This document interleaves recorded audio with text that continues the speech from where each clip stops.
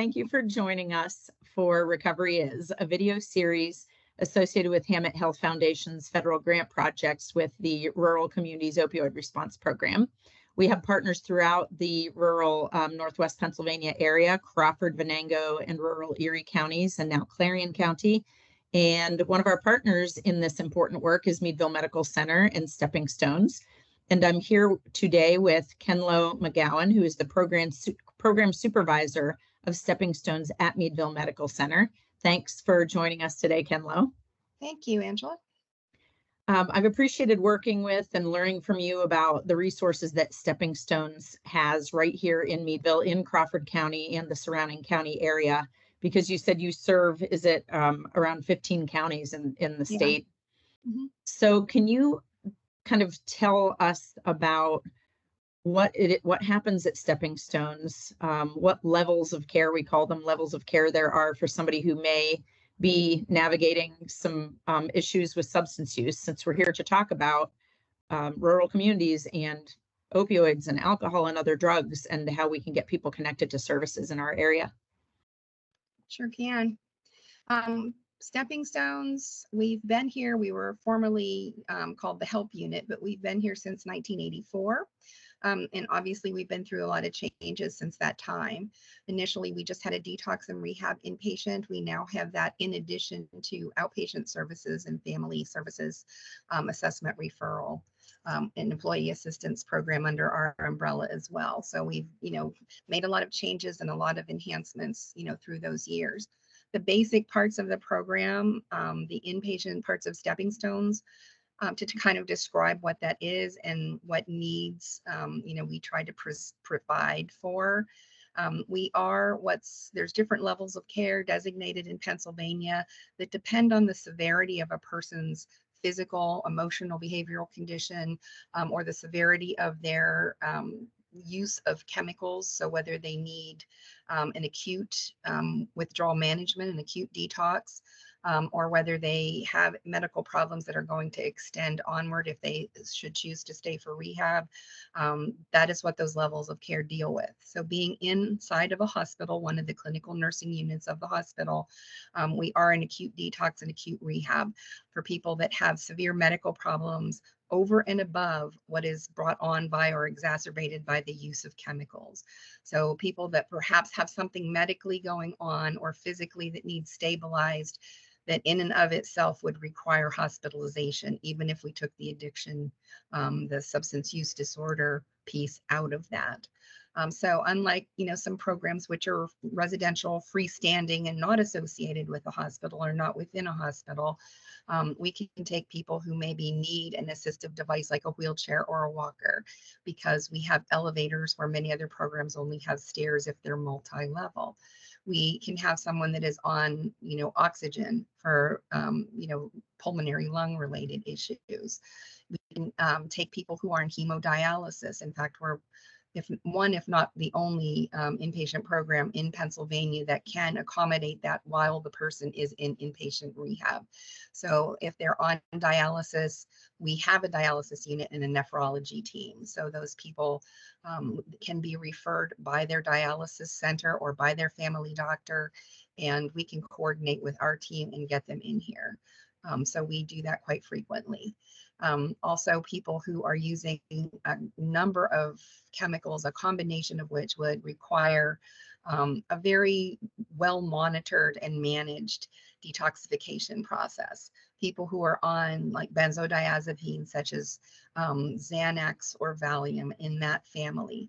That is a very complicated withdrawal process and can be very dangerous if the person chooses to stop using on their own without some kind of medical guidance and management. So those are things that would be very commonplace to be seen on our unit. We also, as part of Meadville Medical Center, can accept people who are on Medicare or managed Medicare plans. And again, some other freestandings aren't able to contract with those readily. So we can serve our community by taking people who, maybe are on disability or because of age group, are on a Medicare product of some type, and that would be covered here for them to come to our program. And also, we take pretty much any other, private insurance, commercial insurance out there, as well as Pennsylvania medical assistance, and all of those managed cares as well. So this is available to people across the board. The mission of the hospital includes that people, in need of care, whether it's emergency, urgent, or in need of stabilization, will be given that care here, until they are stable, regardless of whether they have insurance or any kind of funding whatsoever coming in. So that's not one of our main things that we look at, when people are asking or, requesting help or just trying to find out what help there is out here. Meaning so many people worry about not being able to pay for treatment. And like you and I were talking about, we want people to know that treatment is available regardless of ability to pay. It's one of the main messages of so many people who have maybe been drinking or using illicit drugs or misusing prescriptions say, I think I have a problem, but I don't think I can afford to go, or I don't have insurance. And you're saying that, which aligns with our mission as well, treatment is available regardless of your ability to pay. The county can often pay, or the managed care for access in our area can often pay, and insurances often pay. And I wanted to ask, you said some really interesting things. You said detox or inpatient rehabilitation, especially around the medical needs. You also said outpatient. Can anybody refer themselves, if somebody's listening to this and they're like, you know what, I've been hearing about stepping stones, and I sometimes have worried that I might have a problem. I'm not really sure. Can anybody just call and ask questions and learn about the program and find out whether there's a level of care that's appropriate for them? That's a really good question. It's very important. Yes, they can. And we encourage people. First of all, we're listed on our website with all of the categories of care, but sometimes just reading that is not enough of an explanation for people to know, what does that mean? What am I signing up for? What am I going to get, reeled in for? That, am I going to get a surprise bill at the end of it? I know you said that there's no, that won't happen, but, how can someone explain to me how it does work? And yes, we encourage people, if they have questions, if they're not sure, what kind of help they need, or if it's actually out there, or who to match up with, to please call our unit. And that direct line, which I'm happy to give out, is 814-333-5811. And that will take them right to our nurses station on our inpatient unit.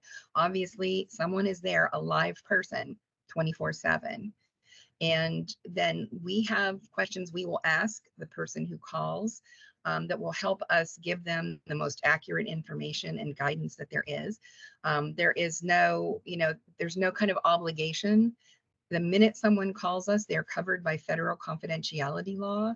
So we can, use the info that they give us to help them, but that goes nowhere else unless they're part of the program. They're signing a specific release as required by our federal law. And the information only then will go to certain people. You can't sign your rights away in this kind of a situation. That's so great that you brought that Yes. up. I appreciate that. I think that's another thing where people say, well, I've thought about it, or somebody's telling me I should call, but afraid that their privacy may be violated, or that Yes. whether they're concerned about someone in their life or their job, I love that you said that as soon as they call and they're inquiring, they're protected and it's confidential. And I hear also that you're saying there's a live person there, and that's so important. We can call 800 numbers, which I do always give out, at the end of the call, the national, the SAMHSA, Substance Abuse Mental Health Services Administration. Right. The national helpline is 1-800-662-HELP, the HELP. And that's great. If you say Meadville, you're likely on the list of that 800 number. In Crawford County and Venango County and Erie County Drug and Alcohol, all of those agencies may come up on that line, but it may be automated at first, and a person has to then say their county or plug in their zip code to get connected. So it's a wonderful resource. I'm also saying that you've made it more personal in that you're going to have a person there to answer the phone and compassionately answer questions. And a person is not, as you said, committing to signing up for anything. Just by calling and saying, I have some questions. And this is unique to what you and I initially had started to talk about before we started recording. In rural areas, sometimes it's a little more challenging to get access to services, which is why the government has given us grant money to try to enhance the infrastructure to get people connected. In a city, we could walk to any block and say there's a program, and I don't know anybody in that building.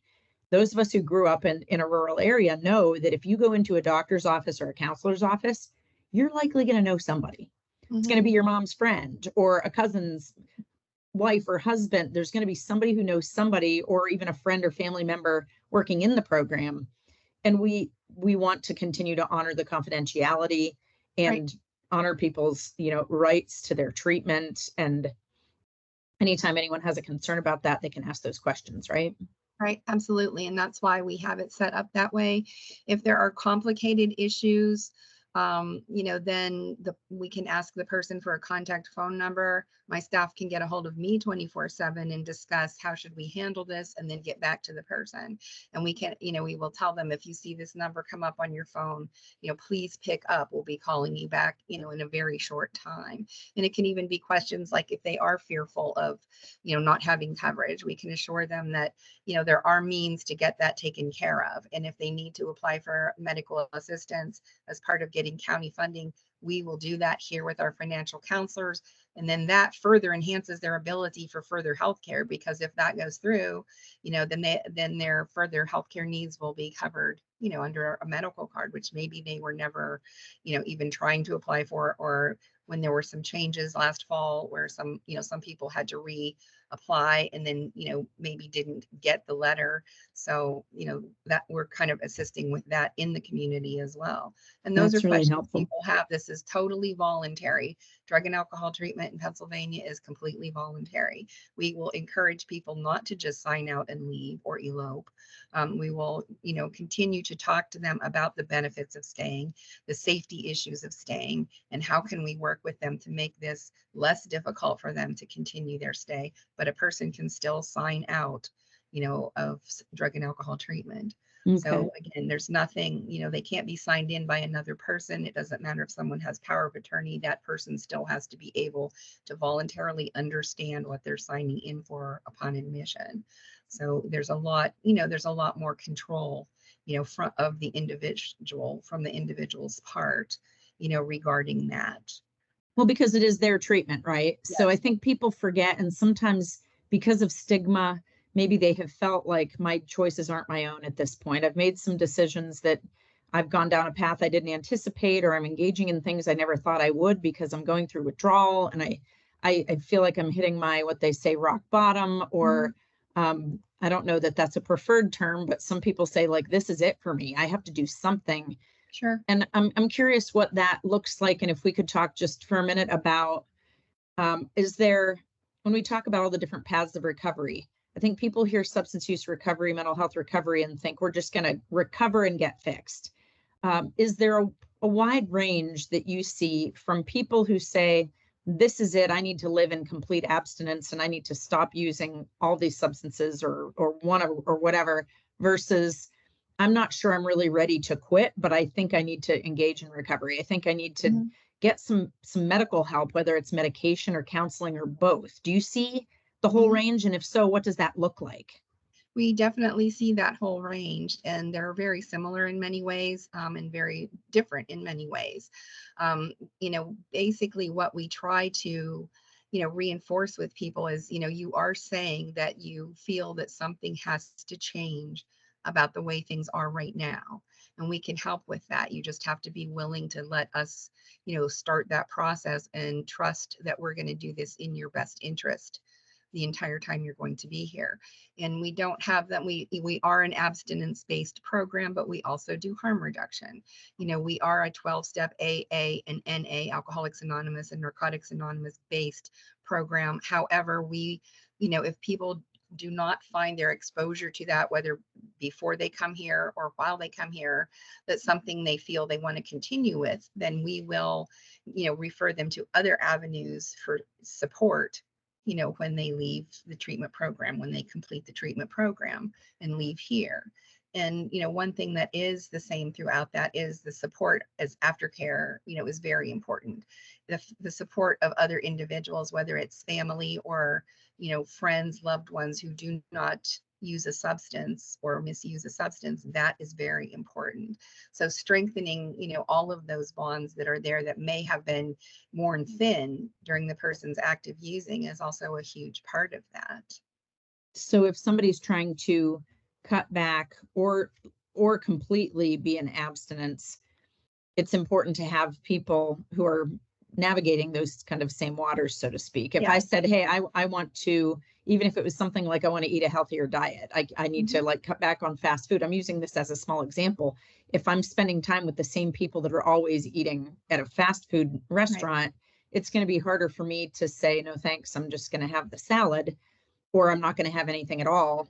And it doesn't mean you have to cut people out of your life, right? Like it just means shifting maybe the priority of those relationships, like still having people in your life, but building some new connections that can support recovery. And we do have a really great recovery community in Crawford, Venango, Erie, in this area. I think we have a robust recovery community considering how rural we are. Yeah. And we rely on a lot of those groups to have individuals that become our guest speakers here, or that help, us, bring, we were sending our inpatients to 8 12-step meetings per week, but with COVID, that all had to change. So we are gradually, being able to bring them back in. And so in the meantime, we have guest speakers who will come to make up the difference, because hearing that from someone, who has a very strong recovery program that they're working is very important. And it's also important to know that, like you were saying, you might need to prioritize the relationships of people who, are still doing the things that were leading you to have a lot of losses, or poor choices in your life. So it's also prioritizing yourself as number one, that I have to pick the things that are going to promote my health and lead with that, in my program after I'm out of the safety net of the rehab environment. Well, thank you for that. That makes a lot of sense. And you had mentioned also that people sometimes come into the outpatient program doing what traditionally was called MAT, or medication assisted treatment, that now is in the clinical realm being called like MOUD, medication for opioid use disorder, or medication for alcohol use disorder. We are leaning away from the assisted, because a medication isn't assisting your treatment. It is your treatment. If that happens to be the tool that you're utilizing to get into and stay in recovery, then medication may be an option. And you do medication in your inpatient programs, and you said outpatient people can be on medication.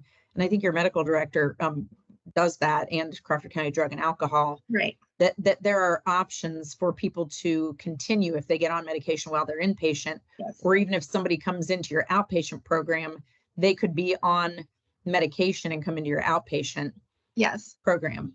Yes. And, and we explain that during our assessment, prior to them starting the outpatient program, when we go over all kind of scenarios regarding that, because a lot of people are being referred from independent providers of MAT or MOUD to get a treatment piece of that, so that, they're continuing to make changes, while they're using the medication, which is, helping them stay away from active usage. Like the emotional and mental work of recovery. So recovery, and again, not to imply there's any wrong way to do it.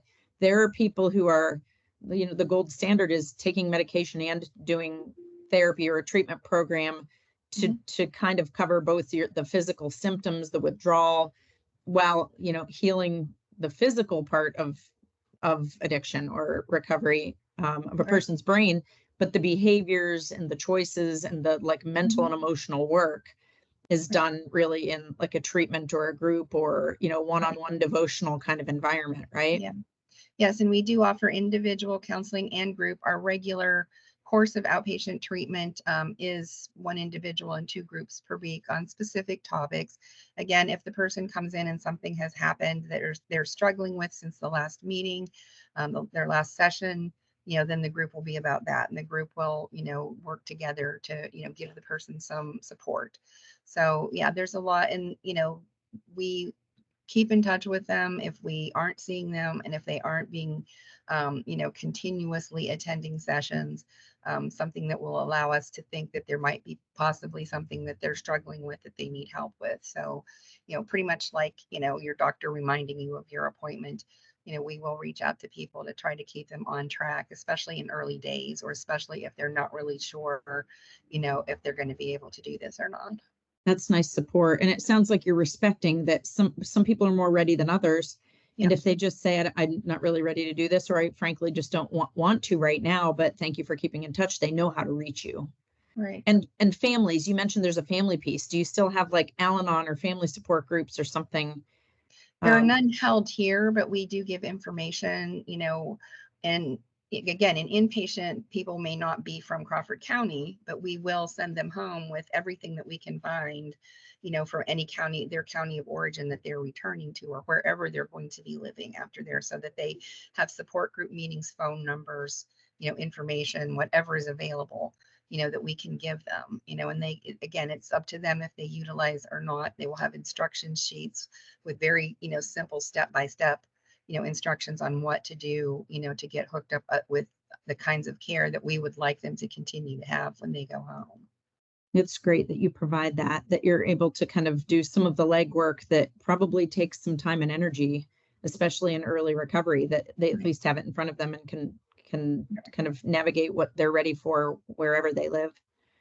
I appreciate you sharing the details and even talking about just what we're doing as a system to really meet people where they are, to talk to people about their recovery, however that looks, and then setting up resources for whatever they may be ready for or needing, and then respecting that and respecting their path and being able to connect them, even if it's a service that if somebody, for instance, I've heard when we talk with Meadville Medical Center and all of you that are part of our consortium, that sometimes maybe somebody is not,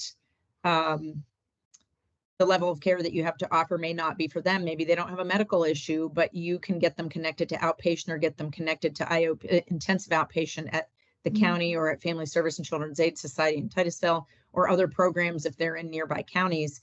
So really you're doing some of the, let's just make sure people are connected. Even if any individual of us, we don't necessarily have the one thing somebody might need, but we're helping get people connected. Right, absolutely. And if they, again, if there's this caller that is calling us to ask, a question, so they know how to get help and actually what to ask for. If we've asked them the questions that we ask everyone, and it seems that they don't medically need a hospital, then we will give them, contact information to call one of the non-hospital programs or for the warm handoff line to get referred to a non-hospital and tell them, to let them know you already talked to us, and that what, the person was able to tell us did not seem that they would require a visit to the emergency room for an assessment for us, that they sounded like they probably needed the 24-hour a day residential structure, but not necessarily the hospital setting. And, the hospital, all units are required to set up, an aftercare plan for everybody and start working on that as soon as they get here, whatever they're in the hospital for. But over and above that, we've always been doing that anyway, because it only, here's someone who's calling for help, and, this is not, what is a good fit for them. They don't need this much, monitoring or management during their stay by what we're able to ascertain. So we're going to see, what we can set them up with that they could actually get into in a very quick turnaround time. So you're at least bridging that. You're kind of the bridge to, if people hear warm handoff, and we throw that around a lot, but really it's a warm handoff is just a connection to whatever somebody needs. So if somebody says, I'm calling the 24-hour, the drug and alcohol crisis number through Crawford County Drug and Alcohol or whatever county a person is listening from, you can call your local county office.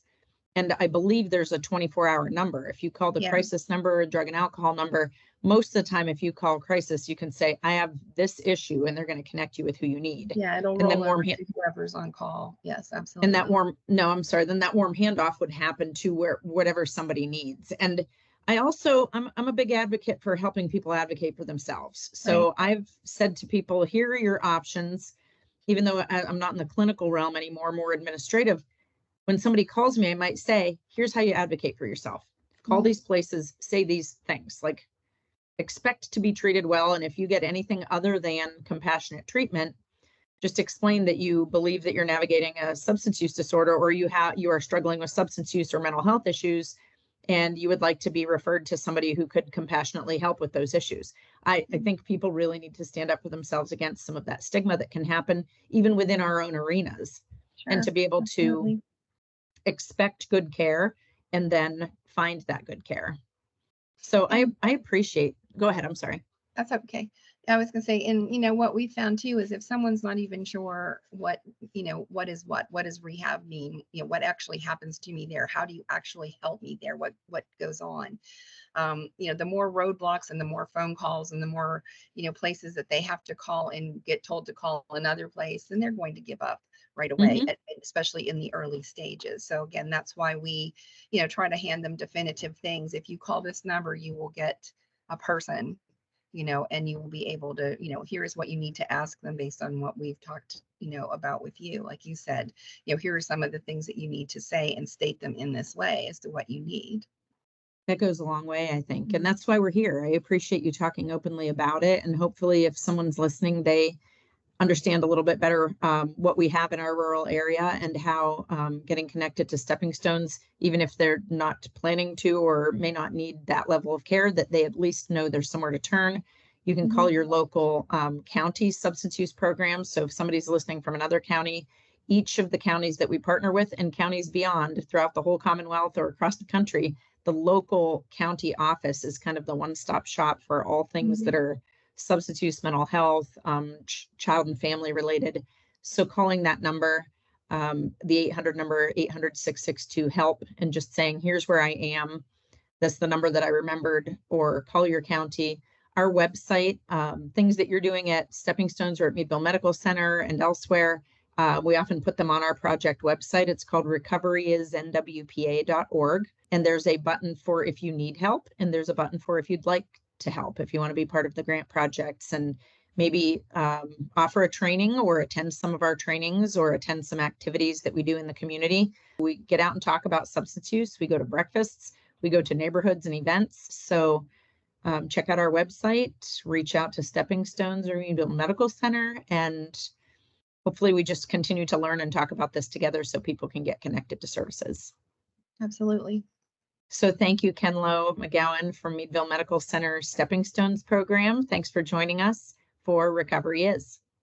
Thank you.